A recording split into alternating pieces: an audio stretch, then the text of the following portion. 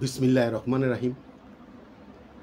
আমার কথাগুলো যারা শুনছেন সারা বাংলাদেশের আওয়ামী লীগের নেতা কর্মী এবং যারা আওয়ামী লীগকে বঙ্গবন্ধুকে ভালোবাসেন এবং যারা নৌকার ভোটার, তাদের সবার কাছে আমার একটা অনুরোধ। দেশের এই ক্রান্তি লগ্নে স্বাধীনতার আমাদের যে মুক্তিযোদ্ধা ৩০ লক্ষ শহীদ, ২ লাখ মা বোনের সম্ভ্রম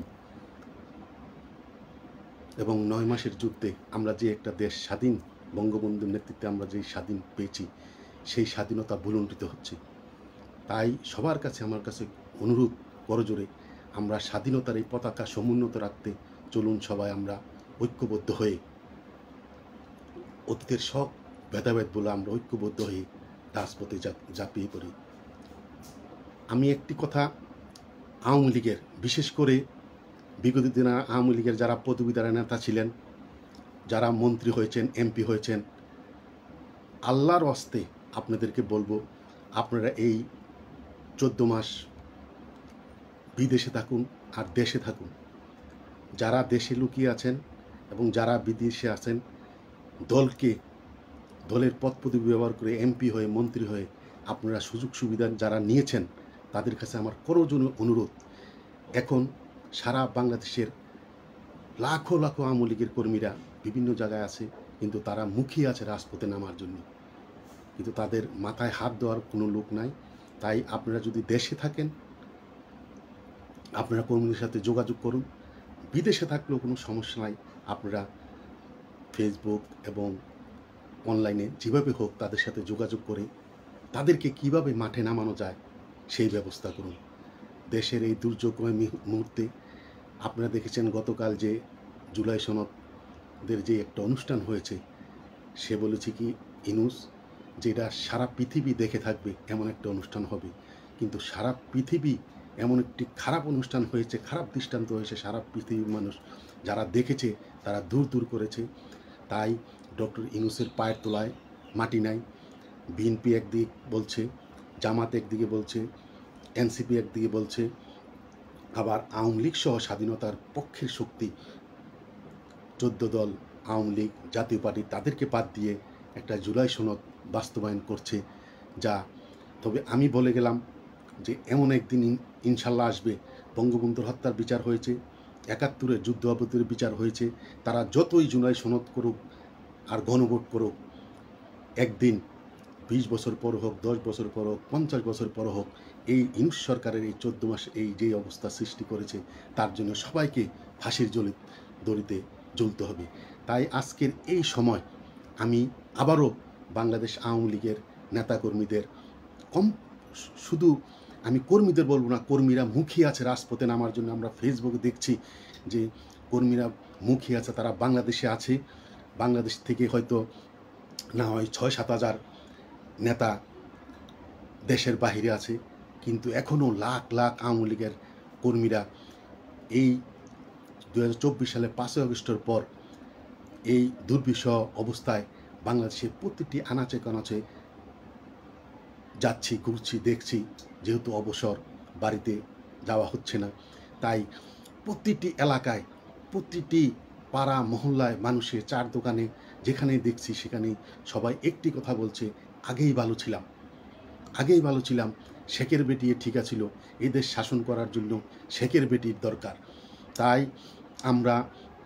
আমি আবারও বলছি, যারা দেশে আছেন, দলের থেকে সুযোগ সুবিধা নিয়েছেন, পদ পদবি ব্যবহার করে এমপি হয়ে, মন্ত্রী হয়ে যারা দেশে আছেন, তাদের কাছে করজোড়ে অনুরোধ, আপনারা অতি সত্বর কর্মীদের সাথে যোগাযোগ করে তাদেরকে রাজপথে নামানোর ব্যবস্থা করুন।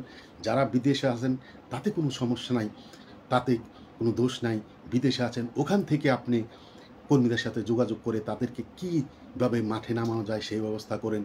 বাংলাদেশ আওয়ামী লীগ এখন যদি আমরা আস্তে আস্তে মাঠে নামতে পারি, তাহলে পৃথিবীর কোনো শক্তি আওয়ামী লীগকে দাবিয়ে রাখতে পারবে না।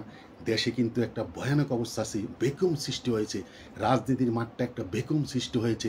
আপনারা দেখেছেন যে বিএনপি 2024-এর 5ই আগস্টের বঙ্গবন্ধু কন্যা চলে যাওয়ার পর 6 মাস পরে যদি নির্বাচন হতো, বিএনপি 280 আসন পেত।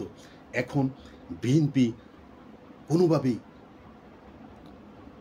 আর বিজয়ী হতে পারবে না। সারা বাংলাদেশে আপনার পেপার পত্রিকা খুললে, ফেসবুক খুললে সারা বাংলাদেশে এমন এমন ঘটনা ঘটাচ্ছে, বিএনপির নেতাকর্মীরা তাদের পায়ের তলায় মাটি নাই। বিএনপির সারা বাংলাদেশে হাজার হাজার কর্মীরা, আপনারা হয়তো কেউ দেখছেন না, তৃণমূলে জেলে দেখতে পারবেন যে জামাতের মধ্যে যোগ দিচ্ছে, জামাত মাঠ গুছিয়ে নিচ্ছে। তাই ভবিষ্যতে আমরা যদি আরেকটি কথা বলতে চাই যে বাংলাদেশ আওয়ামী লীগকে বাদ দিয়ে এদেশে কেউ নির্বাচন করবে, এ ধরনের যারা চিন্তা করে তারা বোকার স্বর্গে বাস করে। পৃথিবীর কোনো শক্তি নাই আওয়ামী লীগকে বাদ দিয়ে এই নির্বাচন করবে। নির্বাচন কোনোভাবে পৃথিবীতে কোনো দেশেই গ্রহণযোগ্য হবে না এবং বাংলাদেশেও তা সম্ভব হবে না। কারণ বাংলাদেশ আওয়ামী লীগের যেই লাখো লাখো কর্মীরা আছে, তারা যে যেখানে থাকুক, যখন দেয়ালে পিঠ থেকে যাবে নির্বাচন হতে হবে, তখন তারা কিন্তু জীবন বাজি রেখে ঝাঁপিয়ে পড়বে। তখন তারা কিন্তু, আমি অতীতেও দেখেছি এমন অনেক সময়, অতীতে আপনারা হয়তো যারা সিনিয়র তারা দেখেছেন যে নির্বাচন বয়কট করার জন্য যারা নির্বাচন বয়কট করেছে এবং যারা নির্বাচনে গিয়েছে ওই সব এমপি প্রার্থীদের মনোনয়নপত্র নেওয়ার পর তারা যখন নির্বাচনী প্রচারণা শুরু করেছে, তখন তাদের বাড়িতে, অনেকের বাড়িতে কাপড়ের কাপড় পাঠানো হয়েছে, যে কাপড়ের কার্টন পাঠানো হয়েছে। তাই এমন একটা অবস্থা সৃষ্টি হবে যে আওয়ামী লীগকে বাদ দিয়ে যারা নির্বাচন করবে তাদের জীবনটা তাদের তখন সংকটময় অবস্থার মধ্যে পড়বে। তাই এখনও বলছি, আমার আজকের কথার মেন উদ্দেশ্য হলো সারা বাংলাদেশের আওয়ামী লীগের যারা আওয়ামী লীগ থেকে সুযোগ সুবিধা নিয়েছেন, এতে আমাদের কোনো দুঃখ নাই, নিয়েছেন। কিন্তু দলের এই দুঃসময় আপনি দলের যে কোনো পর্যায়ের নেতা হোক, দলের পদ পদবি পেয়ে আপনি হয়তো আজকে কোটি কোটি টাকার মালিক হয়েছেন, এমপি হয়ে, মন্ত্রী হয়ে, যেভাবেই হোক, যে কোনোভাবে হোক আপনি অর্থনীতির মালিক হয়েছেন। এই দলের দুঃসময় কর্মীদেরকে রাজপথে নামান। আপনারা যোগাযোগ করলে, যেহেতু আমরা তৃণমূলে আছি, কর্মীদের সাথে যোগাযোগ হয়, শুধু একটাই তাদের সমস্যা, সেটা হলো তারা অর্থনৈতিকভাবে এমন সমস্যা আছে, যেহেতু তাদের কাজকর্ম নাই, তারা বাড়িতেও যেতে পারছে না, তাদের ব্যবসা বাণিজ্য সব কিছু বন্ধ হয়ে গেছে। তাই তাদের দিকে একটু নজর দেন, তাদের সাথে যোগাযোগ করে রাজপথে নামান। আমি আগেও বলছি, এখনও বলছি, সারা বাংলাদেশের জেলখানার মধ্যে 47,000 কয়েদি রাখার জায়গা আছে।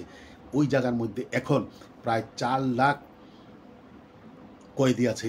জেলখানা এমন একটা অবস্থা হয়েছে যে পৃথিবীর বিভিন্ন জায়গায় দেখেছেন, জেলখানায় অনেক সময় আন্দোলন হয়ে জেলের তালা ভেঙে মানুষ বেরিয়ে আসে।